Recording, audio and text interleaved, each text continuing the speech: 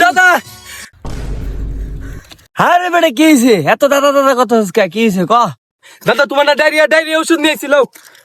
ছোটা সা মেরা জাহাঁ হ্যায় তাই দে নাও দাদা ওষুধ খাও ভালো হয়ে যাবে গা যে বেটা ওষুধটা খাইয়া লই তাইলে